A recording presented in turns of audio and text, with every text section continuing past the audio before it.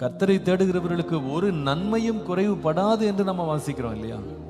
அது நமக்கு என்ன சொல்லுதுன்னா, தேவனை ஒரு மனுஷன் சார்ந்து கொண்டு தேவன் மேல் தன் வாழ்க்கையை ஆதாரமாய் வைப்பானால் அவன் சோர்த்து போக வேண்டிய அவசியமே இல்லை. ஏன்னா அவனுக்கு வேண்டியதை கர்த்தர் அவனுக்கு தருவார். நான் உனக்கு பலப்படுத்தி உன்னை பலப்படுத்தி உனக்கு சகாயம் செய்வேன், என் நீதியின் வலக்கரத்தினால் நான் உன்னை தாங்குவேன். கர்த்தர் எப்பவுமே தன்னுடைய வேலையை செய்ய நம்மளை அனுப்புவாரானா அந்த வேலையை செய்யறதுக்கான பலனை கொடுத்து தான் அனுப்புவார்.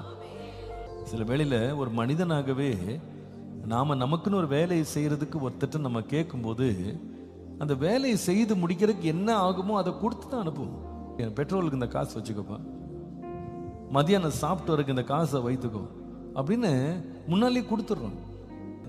ஒரு மனிதனே இன்னொருத்தனுக்கு ஒரு வேலையை கொடுக்கும்போது அந்த வேலை செய்யறதுக்கு பணம் வேணுமா, ஆகாரம் வேணுமா, பொருள் வேணுமா, ஏதாவது ஒத்தாசை வேணுமா, அதெல்லாம் கேட்டு கேட்டு கேட்டு அது எல்லாத்தையும் பூர்த்தி செய்யறான். பார்த்தீங்களா? ஒரு மனுஷனே எப்படி செய்வானா?